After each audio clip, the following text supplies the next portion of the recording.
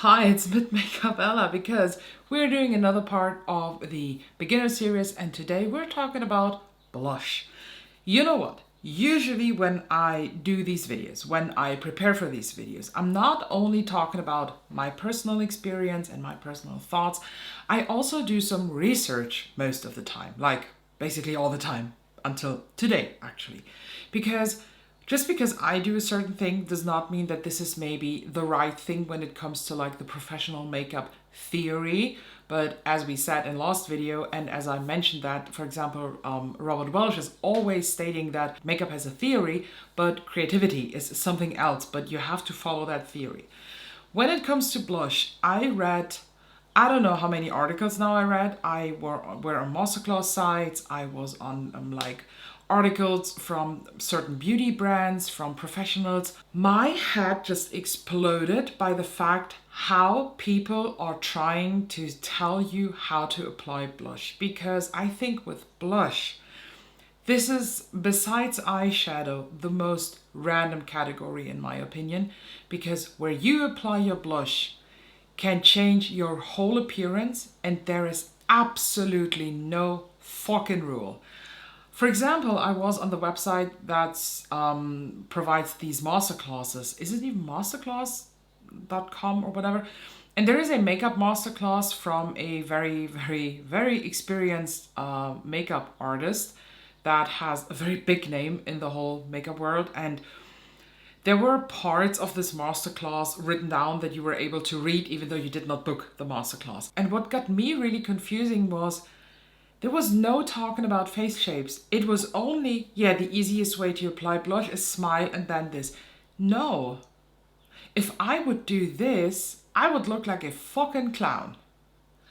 With my face, blush application should be, or for my, okay, I have to stress it out, for my personal taste, should be focused on the sides and not in the center.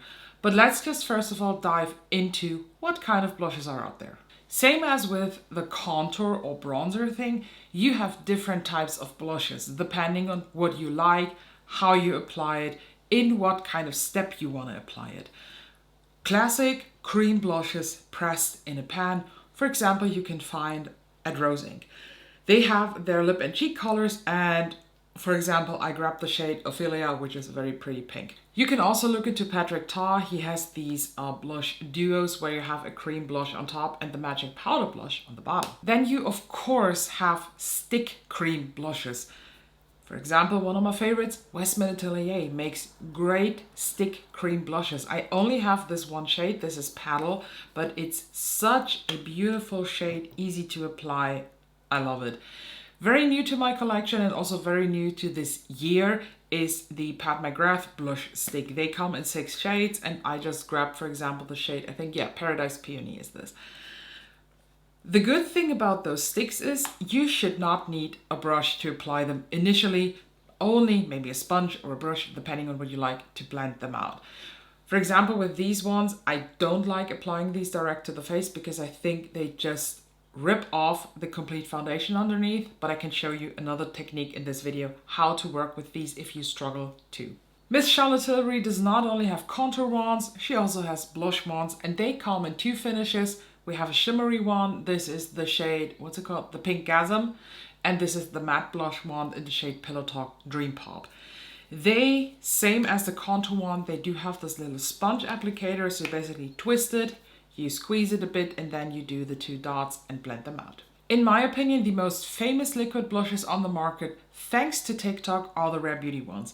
These are hackin' pigmented. I cannot suggest you to try these out as your first liquid blush if you have never ever worked with them. Try out Charlotte Tilbury. They are really good, especially the matte ones. But Rare Beauty will maybe let you think that you're too dumb to use cream or liquid brush. Let me tell you, you are fucking not. And last but not least, we have the real liquid blushes that come, for example, in those squeezy tubes, like Vive has some, Chantecaille, very, very popular, or one of my favorite, actually NARS. Before they had their actual, like the new liquid blushes, they had these ones, and this is the shade Orgasm. Again, a shade that went just very, very viral a couple years ago. So what kind of blush shade do you need? I will tell you a secret. It doesn't matter. Wear what the fuck you like. If you want to wear a dark purple blush, do it. If you want to wear an orange blush, do it. There are even yellow blushes out there. What can happen is that the undertone of the blush, remember we have cool and we have warm undertones, that they crash with your skin undertone. Remember, to find out what undertone you have, go back to the foundation video there I talked about this, that we took the color wheel. I will not pull out the color wheel today again because I think we already know how it works. But this is very, very important. For example, I myself, I have a neutral leaning warm undertone, but for whatever reason, oranges, peaches, they clash on me. They look fucking horrible. While, for example, Angelica Ninquist, like Angeshka, the content creator, she has a very warm, even golden undertone. Oranges and yellows and warm blushes look stunning on her. In my case, because I'm more neutral than warm, blushes that are too warm will kind of crash with my whole appearance and look very unnatural. And yes, I say unnatural because you can even make a dark purple blush looking natural. It all depends on how do you apply it. If you want to start, the easiest way to find out what kind of blush shade you might need is take your fingers and then pinch your skin. Can hurt a bit. Don't be too harsh on yourself. But the way your cheek flushes is your natural blush color.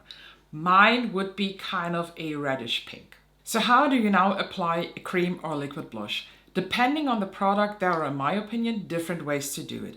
A very classic one is your beauty sponge. If you apply your foundation with a beauty sponge, it can come in handy to apply the blush also with a sponge, because then you can, whatever you have left on the bottom of the sponge, mix in with the blush and tone it already down a bit. For true liquids, like for example the NARS one or the Chanel Waterfresh blush, I personally enjoy using those very flimsy stippling brushes.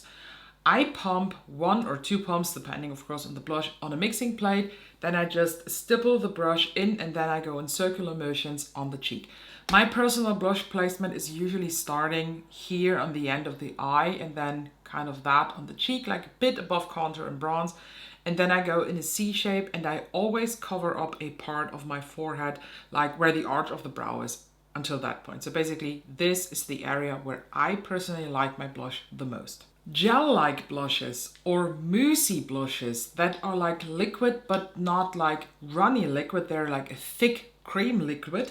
For example, Rare Beauty, Chantecaille, Vive, Made by Mitchell, Say, these all have a very similar texture. Or also the Charlotte Tilbury ones.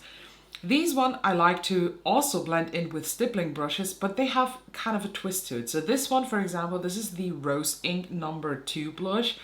This is specifically designed actually for their cream blushes in the pan, the lip and cheek colors, but I like to use this with Rare Beauty too, or for example with Say one.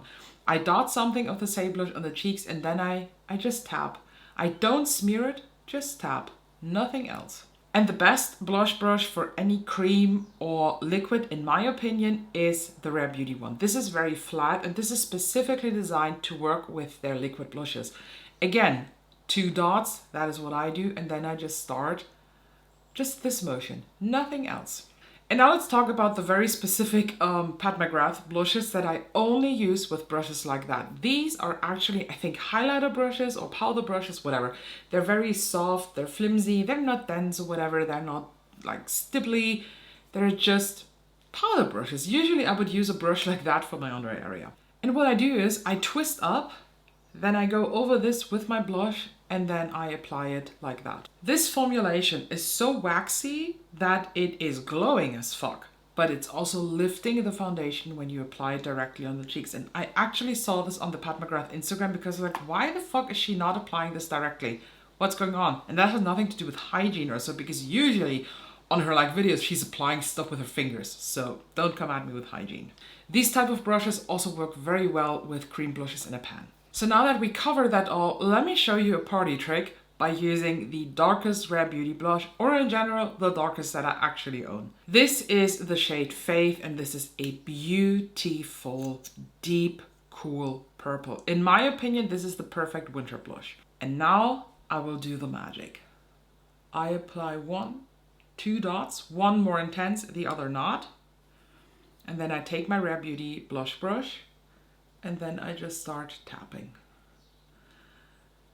I start tapping in one place and then I just spread it out, but I'm not swiping, only tapping like that. And this is for my liking not enough, so I go in with the tiniest dot. That was a bit too much, but doesn't matter. And here, so let me blend it out here again. Padding and also padding here. Okay, this is a bit too much in my opinion. But when we just keep on padding the blush, we can make it work. I mean, look at how this kind of distributed itself. Okay, so let's move over to powder blush. And I didn't mention it with the cream blushes, but it doesn't matter if cream or powder. Some of them might have shimmer, some of them are matte. It depends always on your preference. And what I like to do is, you probably know at this point, I always use a cream or liquid product and a powder product. And I basically either enhance what I've already done with the liquid product, or I try to counteract and balance it out a bit. So because the powder might be a bit sheerer than what you already applied on the cream side, it lets that shine through and you get like a very nice mix. Sometimes the cream blush that I chose maybe is a bit too warm or a bit too cool for what I like, so I can balance it out with a powder blush. And since the tips of what kind of blush to choose are the same as from the cream blushes, let me just show you some of my personal favorite powder blushes. Very, very high up in the ranking are the Haus Labs blushes. These are fucking stunning. I have 5 shades, and this, for example, this is Dragon Fruit Days, one of those very nice bright blue-based pinks, and the formulation is so intense that you need to have a bit of a careful hand, otherwise you might overblush. I only have one shade, but actually the Makeup by Mario powder blushes are divine. They are really, really smooth, kind of silky, apply very, very nice, and are just easy. You know that sometimes you just want to have a product that's easy. And of course, the Gucci blushes. I have 2 shades of them. This one is True Pink. This is from the newer collection that released this summer. Absolutely stunning formulation. And if you're missing now classics like Benefit, I don't like Benefit blushes as much. I do have one Benefit blush highlight duo that is kind of okay. It's more mediocre than anything else. And if you're missing Hourglass blushes, I don't think they're worth it. They are beautiful nonetheless. I do have one single and I do have a couple blushes in their face palettes, but I don't think when you buy them as a single blush, they are worth the price that you pay for them. Even though they're pretty, but they're a bit overpriced. I think for today's look, we can go into a Haus Labs one, and this is Lavender Blonde. This is the newest one that they released. And you can apply blush with basically every single brush that you own. If you fancy so, you can even apply blush with a brush like that, but maybe that could be a bit like, I don't know, not very useful. But I personally like the very best, like there's not any better brush out there for blush application, in my opinion, the Rephr number 5. This has the perfect size, the perfect fluffiness, the perfect shape. Everything is just so perfect about this brush that I cannot recommend it enough. But I personally, like in general, I don't like angled brushes for my blush application. I like brushes that are, they shouldn't be like big in your face, but I also don't like small brushes. For example, this is a classic blush brush. For me, it's too small. I don't like the way it applies the blush. So let's now just tap into the Lavender Blonde, and you see I do have a nice coating. I do tap it off once and then I just start. Just with the cream brush, the same motion, I tap it on top. And then I do a bit of circular motion. So fucking pretty. So let's do it on the other side and then we're actually done for this video. Sometimes I do take the blush also on the like brow bone, which is a very cool tip when you prefer a no makeup look. Take a blush, if you wear blush, and apply it on the brow bone. It kind of ties the face together. But one thing I just want to mention, the nose blush, I do it too. From time to time, I just do two. I don't go in with additional product. I take whatever is left and then I apply blush on the nose. Personally, I like this look. I think it looks especially cute in the winter, but you don't have to do this. Okay, so that's it now for the blush application. Next week, we are going to talk about highlighters. So if you see this face next week in the Wednesday beginner videos video again, it's because I just filmed it all at once. So don't forget to check out the info box. If I forgot any info, let me know your question down below and I'm happy to answer that if I can. I'm not a professional, I'm just very enthusiastic. So again, subscribe, all that shit, you know what you have to do, and I'll see you in the next one.